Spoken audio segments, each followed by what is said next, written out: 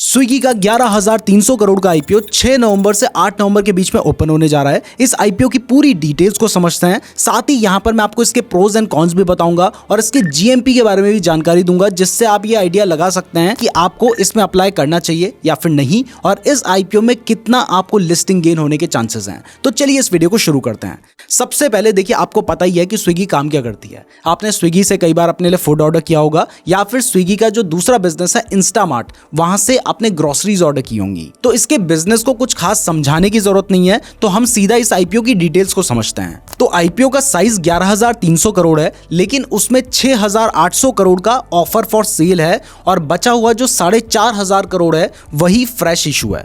यानी इसमें जो ज्यादा पोर्शन है वो इसके एग्जिस्टिंग इन्वेस्टर्स अपने शेयर्स को सेल कर रहे हैं। आईपीओ की डेट्स मैं आपको ऑलरेडी बता चुका हूं, 6 नवंबर से 8 नवंबर है। इसमें जो अलॉटमेंट होगी वो 11 नवंबर को होगी और इसकी जो लिस्टिंग डेट है वो 13 नवंबर रखी गई है। प्राइस बैंड की बात करें तो 371 रुपीज से 390 रुपीज पर शेयर का प्राइस बैंड रखा गया है और यहाँ पर एक लॉट में 38 शेयर्स हैं। तो अगर आप इस आईपीओ के एक लॉट के लिए अप्लाई करना चाहते हैं तो आपको 14,820 रुपए देने होंगे, जिसमें आपको 38 शेयर्स मिलेंगे। ये कंपनी बीएसई एनएसई दोनों ही एक्सचेंज में लिस्ट होगी और यहाँ पर स्विगी के जो एम्प्लॉइज हैं उनके लिए 25 रुपए पर शेयर का डिस्काउंट रखा गया है। आईपीओ में रिजर्वेशन की बात करें तो देखिए, यहाँ पर कोई भी शेयर होल्डर कोटा नहीं है, हो भी नहीं सकता क्योंकि इनकी कोई भी कंपनी पहले से लिस्टेड नहीं है। लेकिन क्यूआईबीज के लिए यहाँ पर 75% रखा गया है, 10% रिटेल इन्वेस्टर्स के लिए रखा गया है और एचएनआई के लिए यहाँ पर 15% रिजर्वेशन रखा गया है। तो आईपीओ की लगभग सारी डिटेल्स आपको मिल गई हैं। तो अब समझते हैं इस आईपीओ को लाने के पीछे के पर्पस को। तो देखिए, 6,800 करोड़ तो ऑफर फॉर सेल है, यानी जो इसके एग्जिस्टिंग इन्वेस्टर्स के पास जाना है,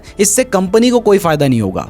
बचा हुआ जो 4,500 करोड़ है वो पैसा कंपनी किस तरीके से यूज करने वाली है, ये हमारे लिए बहुत ज्यादा इंपॉर्टेंट होता है। तो मेनली 5 ऐसे पर्पस हैं जिसके लिए कंपनी इस पैसे का यूज करने वाली है। सबसे पहला पर्पस है, इनकी एक सब्सिडरी है स्कूटसी, जिसमें ये इन्वेस्टमेंट करने के लिए उस पैसे का यूज करेंगे और इन्वेस्टमेंट करके उस कंपनी की कुछ डेट है उसको क्लियर करेंगे, कुछ प्री पेमेंट करनी होगी उसको करेंगे। दूसरा, 982 करोड़ रुपीस का जो अमाउंट है, जो कि फ्रेश इश्यू का लगभग 26% है, उसका यूज ये कंपनी वापस से स्कूटसी में इन्वेस्टमेंट करने के लिए करेगी, जो कि होगा अपने डार्क स्टोर के नेटवर्क को एक्सपैंड करने के लिए। और दूसरा, नए डार्क स्टोर जो ये खोलने वाले हैं उसकी लीज पेमेंट करने के लिए। तीसरा, 586 करोड़ रुपीस का जो अमाउंट है, जो कि फ्रेश इशू का लगभग 15% है, वो ये कंपनी अपनी टेक्नोलॉजी और क्लाउड इंफ्रास्ट्रक्चर को बूस्ट करने के लिए इन्वेस्ट करेगी। इसके बाद 929 करोड़ रुपीस, जो कि फ्रेश इशू का लगभग 25% है, वो ये कंपनी ब्रांड मार्केटिंग और बिजनेस प्रमोशन के लिए खर्च करेगी। और इसके बाद जो 1115 करोड़ रुपए बच रहे हैं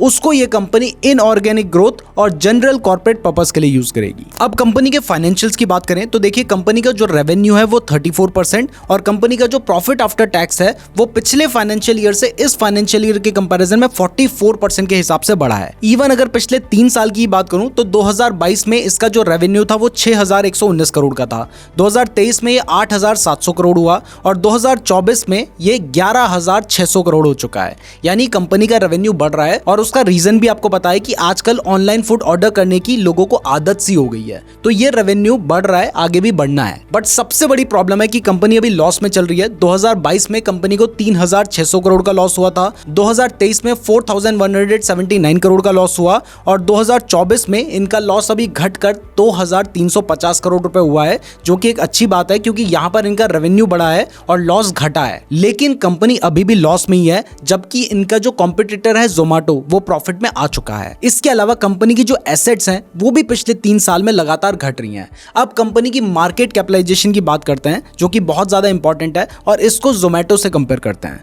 तो देखिए, आपको पता है कि ये जो आईपीओ है ये तो 11,300 करोड़ का आईपीओ है, लेकिन इस कंपनी की जो टोटल मार्केट कैपिटलाइजेशन है इस आईपीओ के हिसाब से वो बनती है 87,298 करोड़ की, जबकि इसका जो कॉम्पिटिटर है जोमैटो उसकी मार्केट कैपिटलाइजेशन इससे लगभग 2.5 गुना बड़ी है, 2,14,000 करोड़ की। जबकि अगर दोनों के मार्केट शेयर में कंपैरिजन करें तो जोमैटो का जो मार्केट शेयर है फूड डिलीवरी बिजनेस में वो 58% का है, जबकि जबकि स्विगी का वहां पे मार्केट शेयर 34% है। मतलब जोमेटो का जो मार्केट शेयर है वो स्विगी से लगभग 1.5 गुना ज्यादा है, लेकिन फिर भी इन्वेस्टर्स जोमेटो को 2.5 गुना ज्यादा वैल्यूएशन इसलिए दे रहे हैं क्योंकि आपको पता है वो कंपनी प्रॉफिटेबल है। बट इसके अलावा एक और इंपॉर्टेंट रीजन है और वो है इन दोनों का क्विक कॉमर्स बिजनेस। देखिए इस कैटेगरी में आज के टाइम पर जो फूड डिलीवरी बिजनेस है ना, उससे ज्यादा ये जो क्विक कॉमर्स वाला बिजनेस है वो इंपॉर्टेंट होता जा रहा है और इसमें जोमेटो बहुत अच्छा खासा लीड कर रहा है क्योंकि उसके पास लगभग क्विक कॉमर्स मार्केट का 45% मार्केट शेयर है, जबकि स्विगी के पास सिर्फ 20 to 25% मार्केट शेयर है और इस कैटेगरी में ज़ेप्टो भी एक कंपटीशन है। अब जब इंस्टामार्ट की बात चली रही है तो यहाँ पर इंस्टामार्ट के कुछ इंपॉर्टेंट मैट्रिक्स को भी समझ लेते हैं। देखिए इंस्टामार्ट का जो GOV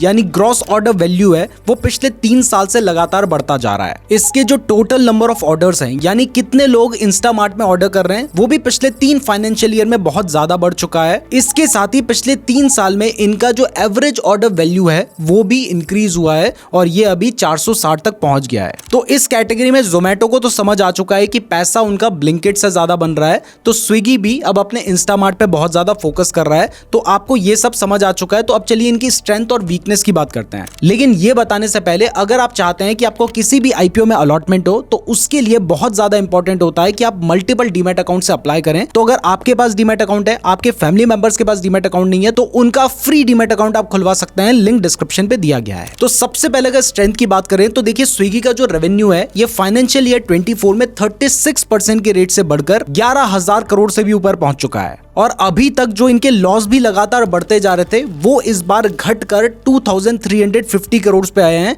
यानी इस बार पहली बार ऐसा हुआ है कि इनका रेवेन्यू बढ़ा है और इनका जो लॉस है वो घटा है। दूसरा, इस कंपनी के पास 5,000 एम्प्लॉइज हैं और 2 लाख से ज्यादा डिलीवरी एग्जीक्यूटिव्स हैं, जिससे आपको टाइमली एंड स्मूथ डिलीवरी मिल सकती है और वो मिलती भी है। तीसरा, कंपनी 500 से ज्यादा सिटीज में काम कर रही है और इसमें से कुछ ऐसी जियोग्राफिक लोकेशंस हैं जहां पर कंपनी एक डोमिनेंट प्लेयर है। चौथा, क्विक कॉमर्स वाली जो कैटेगरी है इसमें भी स्विगी एक अच्छा खासा मार्केट शेयर एक्वायर कर चुकी है, ऑल्दो इसके सामने जोमेटो और ज़ेप्टो जैसे बड़े कंपटीशन भी हैं। लेकिन अगर इस कैटेगरी में कंपनी और एग्रेसिवली काम करती है तो आगे चल के इनको एक बहुत बड़ा बेनिफिट यहाँ पर मिल सकता है। और नेक्स्ट, स्विगी मशीन लर्निंग और एल्गोरिदम्स का यूज करती है अपने यूजर्स के एक्सपीरियंस को बेटर बनाने के लिए और उनसे ज्यादा ऑर्डर्स करवाने के लिए। और अगर वीकनेस या रिस्क की बात करें तो देखिए कंपनी पहला तो लॉस में चल रही है जो कि बहुत ज्यादा नेगेटिव है। दूसरा, इनके सामने एक बहुत बड़ा पहाड़ जैसा कंपटीशन है जोमेटो के नाम से। तीसरा, इस कैटेगरी में कस्टमर्स किसी का सगा नहीं होता है, जहां पर उन्हें ज्यादा सस्ता माल मिल जाता है वो वहां से ऑर्डर कर लेते हैं। हो सकता है आपके फोन में भी स्विगी और जोमेटो दोनों होगा,